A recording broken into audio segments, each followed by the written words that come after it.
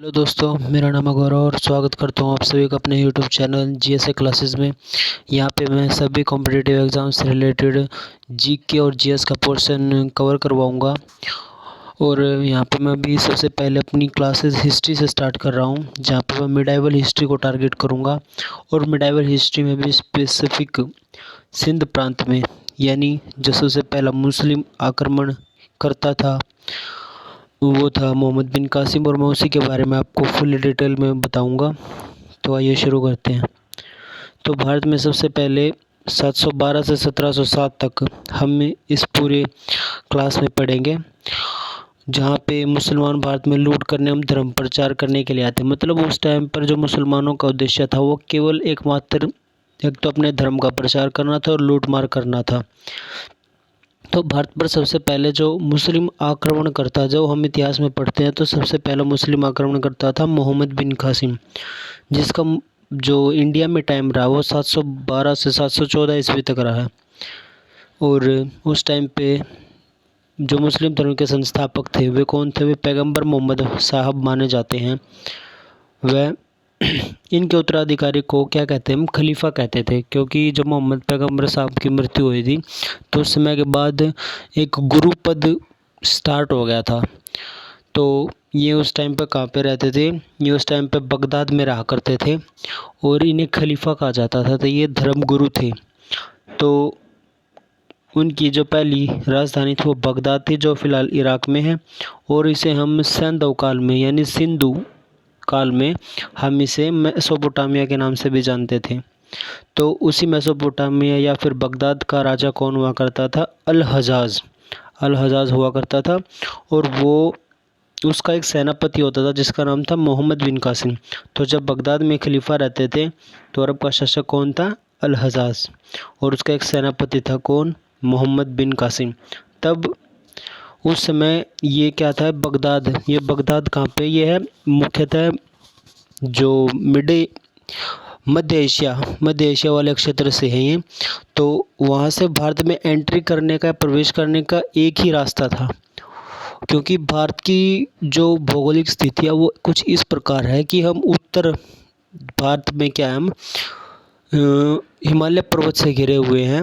और उसके भारत के दक्षिण में हिंद महासागर है, उसके पूर्व में बंगाल की खाड़ी और पहाड़ी एरिया है, और इसके पश्चिम में अरब सागर है। तो भारत में मध्य एशिया से आने का केवल एकमात्र रास्ता है, वो है सिंध का रास्ता है, जो पाकिस्तान और अफ़गानिस्तान से होते हुए भारत में एंट्री करता है। तो उस टाइम क्या हुआ था? मोहम्मद बिन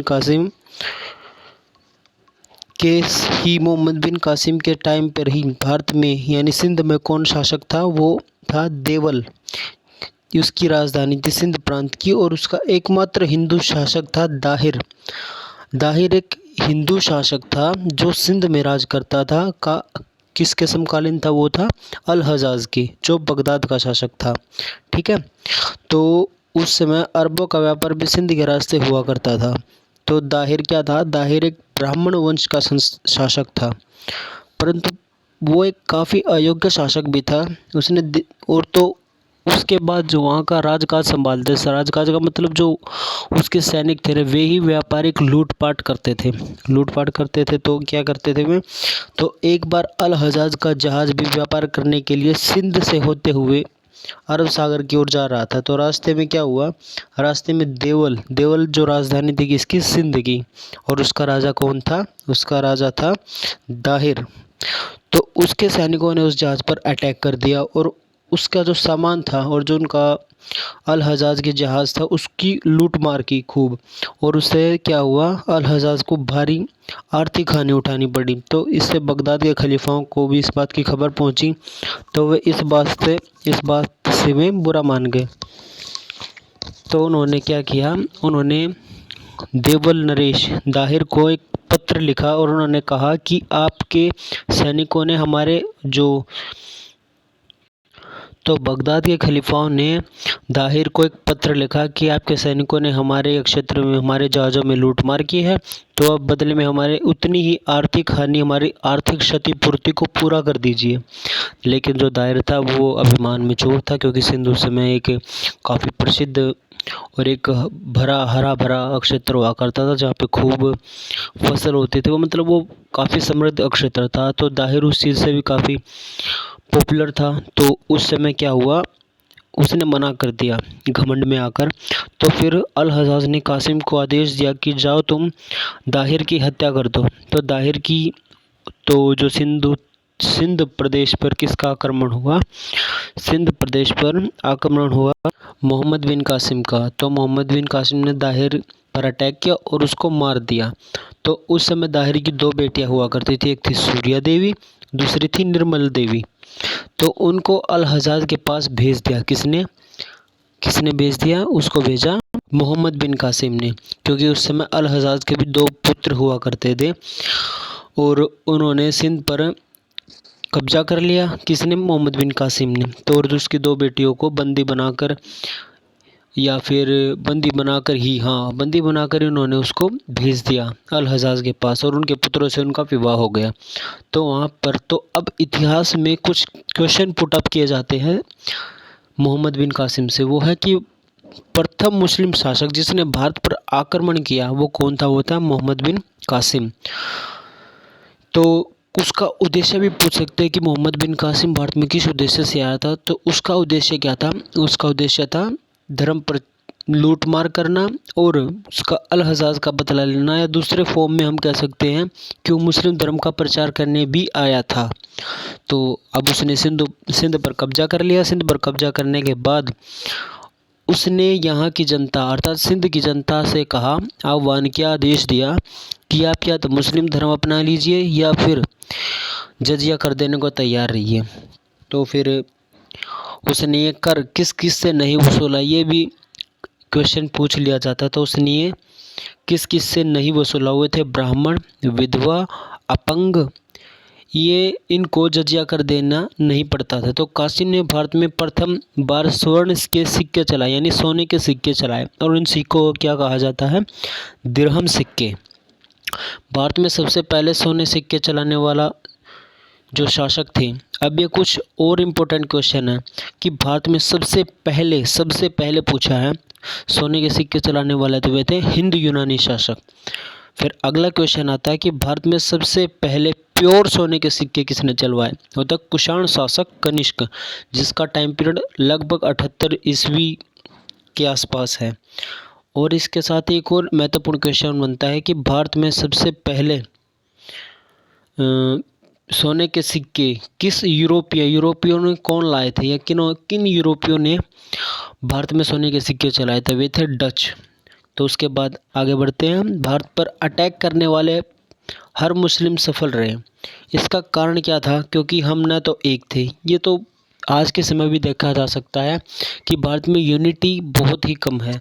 तो ऐसा ही हमें प्राचीन भारत में देखने को मिला कि एक तो हम में यूनिटी नहीं थी, या उस समय हिंदू शासकों में यूनिटी एकता की बहुत कमी थी। और एक बात थी अरबी घोड़े, क्योंकि अरब प्रदेश से थे वे, और अरबी घोड़ों की जो वैल्यू थी या कीमत थी उस समय काफ़ी बढ़िया नस्ल के हुआ करते थे।